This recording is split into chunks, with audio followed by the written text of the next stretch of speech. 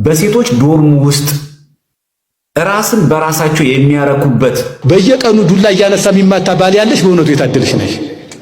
ገዳም መግባት ሳትፈልጊ ይኸው ከዚሁ ሰይጣን አለልሽ ማለት ነው። ፕሮቴስታንት አንድ የምንሆን ተቋም አይደለንም፣ አይፈቅድም። በቃ ሰላም ውድ ኦርቶዶክሳውያን እንደምን አላችሁ? እንኳን ወደ ቻናሌ በሰላም መጣችሁ። በዛሬው ቆይታችን የሚያነቁ የሚያበረታቱ መንፈሳዊነታችንን ከፍ የሚያደርጉ ትምህርቶችን አዘጋጅቻለሁ።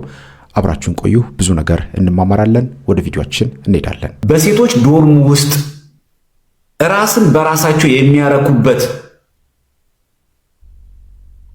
የወንድ አይነት ብልት ቅርጽ ያለውን የጤና ቢሮ 2500 አግኝቷል ከሴቶች ዶርም ላይ። ስለዚህ አሁን ማስተርቤሽን ብለን ስናወራ አንድ ወንድ ልጅ ላይ ብቻ የምናንጠለጥለው አይደለም። አንድ ወንድ ልጅ ላይ ብቻ የምናቆመው ነገር አለ።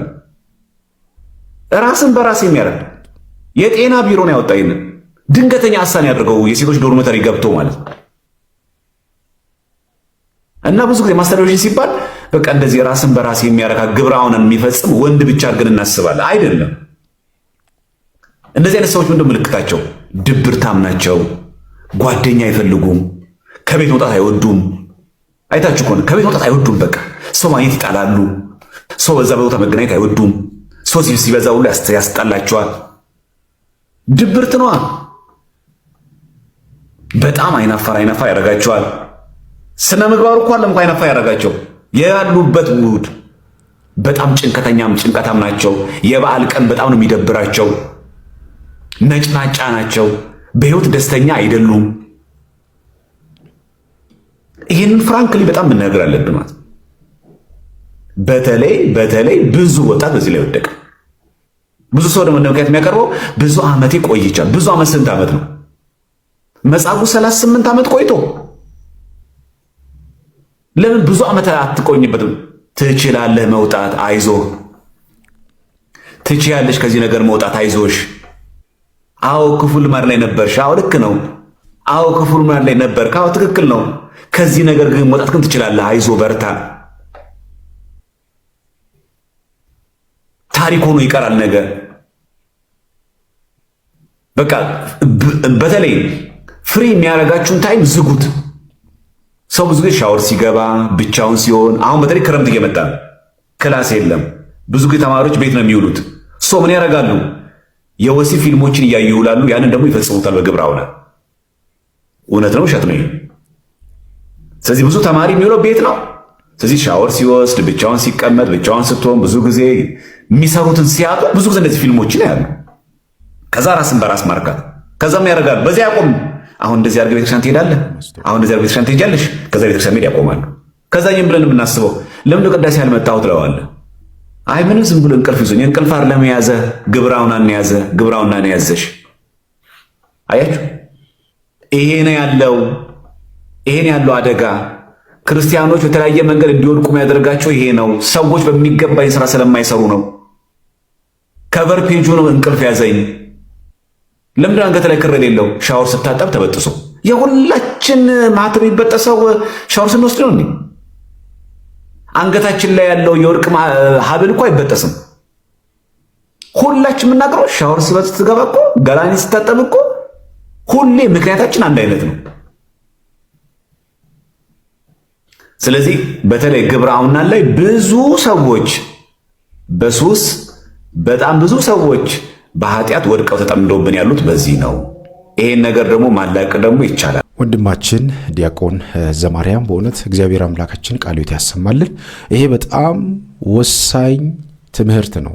ለብዙ ጊዜያት በዚህ ጉዳይ ላይ ብዙ አይነት ትምህርቶችን ስናጋራ ነበረ። ብዙ ትምህርቶችን ማለት ነው። በተለይም ግብረ አውናን ስለሚባለው ስለ ግለ ወሲብ፣ በፈረንጆቹ ደግሞ ማስተርቤሽን ብለው ስለሚጠሩት ጉዳይ በጣም ብዙ ነገር አንስተናል። ሳይንሱ የተለያየ ስም እየሰጠው ብዙ ሰዎች በሳይንሱና በሕክምናው መንገድ ውስጥ ለመሄድና ይህንን ነገር ለማስተካከል ሞክረዋል።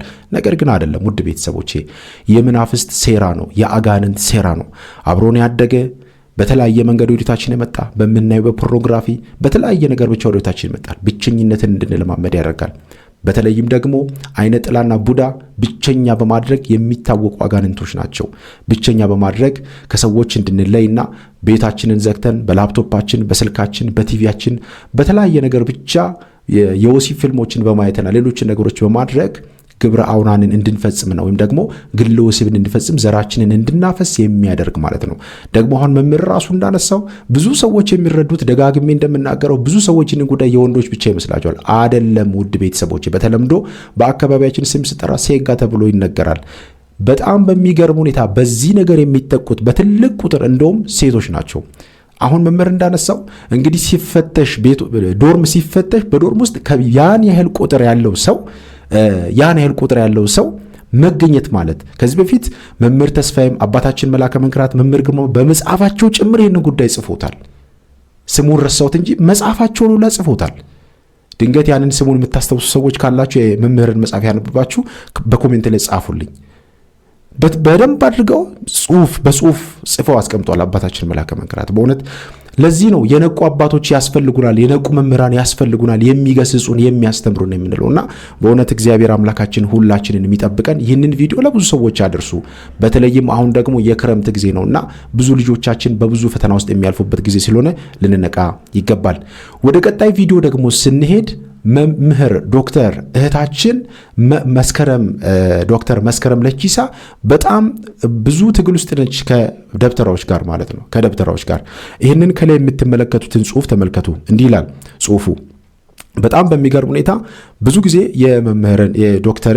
ዶክተር መስከረም ለቺሳን ጽሁፎች አነባለሁ። መጽሐፎቿን አንዳንድ መጽሐፎቿን አግኝቼ አንብቤያለሁና ኦሬዲ እኔም ጋር መጽሐፎቿ ስላሉ ማለት ነውና በጣም በሚገርም ሁኔታ እንዲህ ብላ ጽፋለች። ይህንን ተመልከቱ ከላይ ያለውን ስክሪንሻት።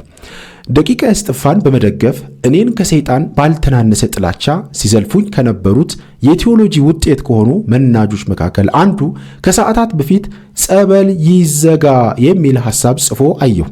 የሰጠው ምክንያት ደግሞ ሴት ጸበልተኞች ራቆታቸውን ሲጠመቁ ካህናት ሊሳሳቱ ይችላሉ የሚል ነው።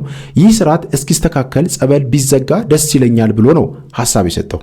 ተመልከቱ እንግዲህ ውድ ቤተሰቦቼ፣ ዛሬ ብዙ ትልልቅ ገዳማት ጸበልን በማዘጋት ገዳሙን ሆስፒታል ወደ ማድረግ ለመቀየር እያሰቡ ያሉ ቦታዎችን እያየን ነው። እንግዲህ የደብተራዎች የስርማሽ ቅጠል ብጣሹ መንገድ ምን ያህል እየተጓዘ እንዳለ ተመልከቱ። ጸበል ይዘጋ እየተባለ ነው ውድ ኦርቶዶክሳውያን። በጣም በሚገርም ሁኔታ ጸበል ይዘጋ እንግዲህ አሁን ከላይ በጠቀሱት ምክንያት ማለት ነው። በጣም እጅግ ያሳዝናል በእውነት። አሁን ለካህናት አባቶቻችን ያዘኑ ይመስላል። ራቁታቸውን አይጠመቁ እንዲህ እንዳይደረጉ የሚል ነገር ማለት ነው። በጣም በሚያሳዝን ሁኔታ ማለት ነው። ይቀጥልና በጣም የሚገርማችሁ ነገር ደቂቀ እስጢፎ ጸበል እንዲዘጋ በአንድም በሌላ መልክ ግፊት እያደረጉ መምጣት እንደሚጀምሩ እንዲሁ አካሄዳቸውን አይቼ እገምት ነበር። እንዲያውም በአንድ ወቅት ዛሬ የሚቃወሙት አጥማቂዎችን ነው፣ ነገ ግን ወደ ጸበል ይዞራሉ የሚል ግምቴን ፌስቡክ ገጽ ላይ አጋርቼ ነበር። የፈራሁት አልቀረም፣ ይኸው ዳርዳር ማለት ጀምሯል። ይህንን የሚናገሩት እንግዲህ በቤተ ክርስቲያናችን ውስጥ በቅዱስ ጳውሎስ ቴዎሎጂ ኮሌጅ የተማሩ፣ በቅድስት ሥላሴ መንፈሳዊ ኮሌጅ የተማሩ መምህራን፣ በሊቀ ሊቃውንትነት ደረጃ የሚገኙ መምህራን ጭምር ናቸው። ጸበል ይዘጋ እያሉ ነው። እንግዲህ አስተውሉ ውድ ቤተሰቦቼ፣ ጸበል ይዘጋ። ስንቱ ሄዶ የሚፈወስበት፣ ስንቱ ከችግሩ የሚገላገልበት፣ ስንቱ ከመከራዎቹ የሚላቀቅበትን ቦታ ይዘጋ እያሉ ነው። ይሄ ነው የቀራቸው እኮ በቃ ይሄ ነው የቀራቸው። እኛ አይታችሁት ከሆነ እኮ ብዙ ቦታ ብዙ ገዳማት ጸበል እኮ ስትሄዱ ትልልቅ መምህራን የምትሏቸው መጥተው ሲጠመቁ አትመለከቱ። ለምን? አሁን በእነሱ አካሄድ በቃ በቤተ ክርስቲያን ውስጥ ቁጭ ብለው የሚሰሩት የቤተ ክርስቲያንን አስተምህሮ ሳይሆን የነሱ ሴራና ዓላማ እንዲገለጥ ስለማይፈልጉ በቤተ ክርስቲያን ውስጥ የሚገኙ ነገሮችን ምስጢራቸውን የሚያጋልጠውን ነገር አንዱ ጸበል ስለሆነ እሱ እንዲዘጋ ይፈልጋሉ ማለት ነው። አስተውሉ ውድ ቤተሰቦቼ፣ መተዳደሪያውን በእጽ በኮከብ ቆጠራ በስልብናና በክፋት ስራዎቹ ያደረገ አገልጋይ በዘመናችን ብዙ ነው። ምዕመኑ ጸበል በተጠመቀ ቁጥር ኔትወርኩ እየተቋረጠበት ብስጭት ውስጥ ይገባል። ይህንን ብስጭቱን የሚገልጸው ደግሞ ጥቂት አጥማቂዎችን ወይም ጸበል ቦታ ላይ የሚያያቸውን ችግሮችን ሰበብ እያደረገ በማንቋሸሽ ምዕመኑ ጸበል በስግደትና በመንፈሳዊ ተጋድሎ እንዳያምን በመገፋፋት ነው። ይሄ ነው ትልቁ ዓላማቸው ነው። ለዚህ ነው እኮ ዛሬኛም ስለ መናፍስት ስናወራ እንደዚህ አትበሉ፣ እንደዚህ አትናገሩ፣ እንደዚህ አታድርጉ፣ ትክክል አይደላችሁም ብለው የሚከራከሩን ማለት ነው። እንዴት የክፋት መጥፎ ትምህርት ይሆናል? ንስሐ ግቡ፣ ስጋውና ደሙን ተቀበሉ፣ ወደ ቤተ ክርስቲያን ቅረቡ፣ ጸበል ተጸበሉ፣ አጋንንትን ተቃውሙ ብሎ ማስተማር እንዴት መጥፎ ትምህርት ሊሆን ይችላል? የሰው ልጅ በተሰጠው ጸጋ ቤተክርስቲያንን ያገለግላል፣ ምእመኑን ያገለግላል። የጸጋ ስጦታ ልዩ ልዩ ነው ተብሎ በመጽሐፍ ቅዱስ እንደተነገረን ማለት ነውና በዚህ ደረጃ ነው እንግዲህ በቤተክርስቲያን ውስጥ አገልጋይ ነን ብለው የሚያስቡ ሰዎች በዚህ ደረጃ ነው የሚንቀሳቀሱት። ይቀጥልና የእህታችን ጽሑፍ የደብተራው ዓለም ከባድ ሆኗል፣ ፈንኗል፣ ጠግቧል። ይህ ክፉ ዘመን ተመችቶታል። እንደ ዲያብሎስ ዘመኔ ሳይደርስ አታጥፋይ ላይ ነው። የሚፈልገውን ጥፋት ሁሉ ያለ ከልካይ ለመፈጸም የእግዚአብሔርን ህቡ ስሞች የተጠቀመ የምእመኑን ጸሎት ይገዳደራል። እያለፍንባቸው ያሉ ያልተረጋጉ ዓመታት በሙሉ ለእነርሱ ሰርግና ምላሽ እንደሆኑ እወቁ። ልብ ያለው ልብ ይበል ብላናለች እህታችን። እግዚአብሔር አምላካችን በእውነት ረጅም ዕድሜን ያድልልን። በጣም ብዙ ነው። የእህታችንን ጽሑፍ ባገኛችሁበት ቦታ ሁሉ መጽሐፏንም ካገኛችሁ በደንብ አንብቡ። በጣም የነቃች በጣም ጎበዝ እህታችን እግዚአብሔር አምላካችን በእውነት ረጅም ዕድሜን ያድልልን። መጽሐፎቿ ራሱ የሚገርሙ ኢትዮጵያ የሚሸቱ መጽሐፎች ያላት በጣም የሚያነቁ ብዙ ነገሮችን የምንማርበትን መጽሐፍ የምትጽፍ እህታችን ነች። እግዚአብሔር አምላካችን በእውነት ረጅም ዕድሜን ያድልልን። ስለዚህ መጽሐፎቿን ማንበብ፣ ጽሁፎቿን በተለይም ቴሌግራም ላይ እንደዚሁም ደግሞ የዩቲዩብ ቻናል አላት። የዩቲዩብ ቻናል ላይ ገብታችሁ የዩቲዩብ ቻናሏን መከታተል ብዙ ነገር የምትማሩበት ነውና እንግዲህ ውድ ቤተሰቦቼ ደብተራው በዚህ ደረጃ እየተጓዘ ይገኛል። ይሄ ቀላል ነገር አይደለም ውድ ኦርቶዶክሳውያን። ጠባ የሌለውን ካገባሽ ልክ ገዳማዊ ህይወት እንደምትኖሪ እየተፈተንሽ ስለምትኖሪ ክብር ታገኝበታለሽ። አሁን በየቀኑ ዱላ እያነሳ የሚማታ ባል ያለሽ በእውነቱ የታደልሽ ነሽ። ገዳም መግባት ሳትፈልጊ ይኸው ከዚሁ ሰይጣን አለልሽ ማለት ነው። እውነቴን እኮ ነው። በየቀኑ የምትጨቃጨቅ ሚስት ካገባህ በእውነት እድለኛ ነው። ገዳም መሄድ ሳይፈለግብህ ወይም ከሰማይታት ከዚህ ከአላውያን አደባባይ ሳትሄድ ከዚሁ እየተጠበስክ ነው። ስለዚህ በቃ እዚሁ ከብርሃል ማለት ነው። እና ያው በባልሽ እየተደበደብሽ ስትኖሪ እንዲያው ዝም ብለሽ ከቤትሽ ተቀምጠሽ ልጆችሽን እያሳደግሽ ሰማይቱ ሚስት ለባሏ ስትል የምትከፍለው መስዋዕትነት ዋጋ ያሰጣታል። ምክንያቱም ባል የክርስቶስ ምሳሌ ስለሆነ ልክ ለክርስቶስ የምንከፍለው ሰማዕትነት ዋጋ እንደሚያሰጥ፣ ነገር ግን በባሏ ሰማዕትነት የምትቀበልን አያካትትም። ይሄ በፍጹም ስህተት የሆነ አስተሳሰብ ነው። በነገራችን ላይ ምናልባት እንደዚህ ለምታስቡ ሰዎች እኔ አንድ ጥያቄ አለኝ። ሁሌ የምትደበደብ ሴት በዚህ ምክንያት በረከት እያገኘች ነው ተባለ። ባልየውስ ሁሌ እንዲህ በመደብደቡ ምን እያገኘ ነው? ከእግዚአብሔር የሚያርቀውን በደል ሲኦል የሚከተውን ኃጢአት እየሰራ ነው አይደለም? ስለዚህ ይቺ ሴት በረከትን እንድትወርስ ይህ ሰው ሲኦል መግባት አለበት ማለት ነው። ይሄ እንዴት ያለ አስተሳሰብ ነው? ይሄ ፍጹም ስህተት የሆነ በእንደዚህ አይነት መንገድ የሚቀጥል ትዳር፣ ባል ሚስቱን እየደበደበ ሚስት ሁልጊዜ ሰላም የሌለበት ቤተሰብ በፍጹም ጤነኛ ልጆች ሊፈሩ አይችሉም። በፍጹም ነገ አድገው ክርስቲያን የሚሆኑ ለሌላው አርአያ መሆን የሚችሉ ልጆች ሊወለዱ አይችሉም። የቤተ ክርስቲያን አገልጋይ የሆኑ ሰዎች ሊወለዱ በፍጹም አይችልም። ጤነኛ የሆነ ትውልድ ሊፈጠር በፍጹም አይችልም በእንደዚህ አይነት መንገድ የሚኖሩ ሰዎች። ስለዚህ ይህንን አቢዩዝ ይህንን ጾታዊ ጥቃት ጤነኛ አድርገው እንዲቀበሉት ማድረግ ፍጹም ስህተት ነው። አዎ ምናልባት ይህንን ነገር ሁሌ እየታገሰች የምትኖር ሴት በጅልነቷ ምክንያት ማለት ነው። በጅልነቷ ምክንያት ይሄ ነገር ጥሩ ይሆናል ብላ በማሰቧ ምክንያት ይህንን የምትቀበል ሴት እሷ ኃጢአት ስለሌለባት እሷ ጥፋት ስለሌለባት እግዚአብሔር አምላክ ለጅልነቷ ዋጋ ሊሰጣት ይችላል። ነገር ግን በረከት እያሰበች እንዲህ ለምታደርግ ሴት በፍጹም በእንደዚህ አይነት መንገድ ትዳር መቀጠል በፍጹም የለበትም። ሁልጊዜ እየተቀጠቀጠች ሁልጊዜ እየተደበደበች ከፈጣሪ በረከት ታገኛለች ብሎ ነገር በፍጹም የለም። እሱ ስለምን ኃጢአት እንደዛ ከሆነ እሱ ስለምን ኃጢአት ውስጥ ይገባል? ዘወትር እሷን ለማጽደቅ እሱ ሲኦል ይግባ? ይህ ፍጹም ስህተት ነው። ስለዚህ ለሁለቱም ብቻ አይደለም ለሙሉ ቤተሰቡ ጤንነት ሲባል በእንደዚህ አይነት ትዳር የሚኖሩ ሰዎች መለየት አለባቸው። እሱም የባሰ ኃጢአት ውስጥ በየዕለቱ እንዳይገባ፣ እሷም በዚህ ምክንያት በጾታዊ ጥቃት ምክንያት ሰላሟንም የአእምሮ ጤናዋንም እንዳታጣ፣ እንዲሁም ደግሞ ለሚፈሩትና ለፈሩት ለሚያድጉት ልጆችም ሰላማዊ ጤነኝነት ሲባል በፍጹም በእንደዚህ አይነት መንገድ ትዳር ሊቀጥል አይገባም። ወይ መስተካከል ወይ ትዳሩ መቅረት አለበት እንጂ ማለት ነው። ስለዚህ ይህንን ነገር ፖዘቲቭ አድርጎ መስበክ በፍጹም እኔ የጤነኝነቱ አይታየኝም። ሰላም ክርስቶስ ይብዛላችሁ። እኔ በየጊዜው በቤተ ክርስቲያን ውስጥ ያሉ መምህራን የሚያነሷቸው ሐሳቦች ይገርመኛል። ስንት የምናስተምረው ነገር ስንት ነገር መምከር በምንችልበት ጊዜ ላይ ስትደበደቢ ዝም ብለሽ ኖሪ፣ ባልሽ ሲደበድብሽ ዝም ብለሽ ተቀበይ ብሎ ማስተማር ምን ማለት ነው? ራሱ እኔ በአቦ ሐሳብ እስማማለሁ እውነት ለመናገር። ምክንያቱም እሷ የምትጸድቅበት ሆኖ ባል በኃጢአት የሚወድቅበትን ነገር እንዴት አንድ በሊቃውንት ደረጃ የሚገኙ አባቶች እንደዛ ነገር ይደግፋሉ?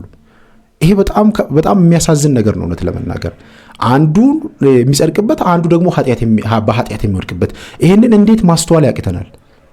ደግሞ ለብዙ ምዕመናን ነው። አሁን በተለይ ይሄ ትምህርት አሁን በዚህ ቪዲዮ ላይ ያያችሁ ትምህርት እየተላለፈ ያለው ድንገት ገጠር ከሆነ ገጠር ውስጥ ደግሞ ምን ያህል እናቶቻችን ወይም ደግሞ ሴት እህቶቻችን ምን ያህል መከራ ውስጥ እንደሚያልፉ ብዙዎቻችን የምናውቀው ነገር ነው።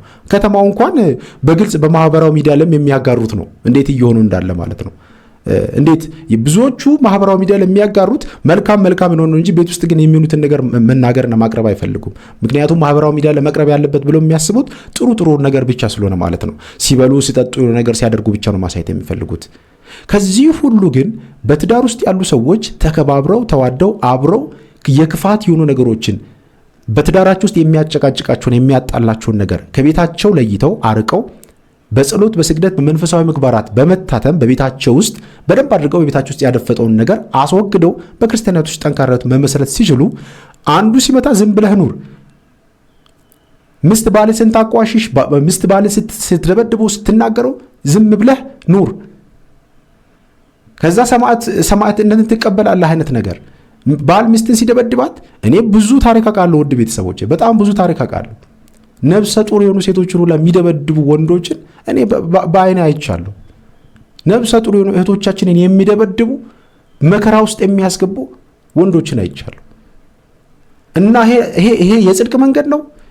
እሺ እሷስ ስትደበደብ የሰማዕትነትን መንገድ ተቀበለች ብለን እናስብ። ለሱስ ምንድን ነው የሚሆነው? ይሄንን መመለስ እንዴት ያቅተናል? እግዚአብሔር እንዴት በዚህ አይነት መንገድ ውስጥ ይሰራል ብሎ ያስባሉ አባቶች? ይሄ እጅግ በጣም የተሳሳተ ትምህርት ነው ከላይ አባቶቻችን ያስተላለፉት። ለብዙ ኦዲየንስ ነው ደግሞ ትምህርት እያስተላለፉት እና በጣም ልንነቃ ይገባል። በእውነት እግዚአብሔር አምላካችንን ትዳራችንን ይባርክልን፣ ቤታችንን ይባርክልን። አንዳንዴ የምናስተላልፋቸው መልእክቶች እጅጉን ከባድ ናቸውና በጣም መጠንቀቅ አስፈላጊ ነው። በእውነት ያላችሁበት ቸርች መደብራችሁ ማለት በቃ ወንጌል እየተሰበከ አይደለም የሚል ፊሊንግ ያላቸው በርካታ ሰዎች አጠገቤም አሉ፣ ዙሪያዬም አሉ። እኔ ቸርቻችን ተመልሰን እንሞግት ነው ያደግንበት ቸርች ውስጥ አስተዳደራዊ ጉዳዮችን የአገልግሎት ጉዳዮችን እንሞግት፣ መጽሐፍ ቅዱስን ይዘን እኔ እየሞገትኩ ነኝ።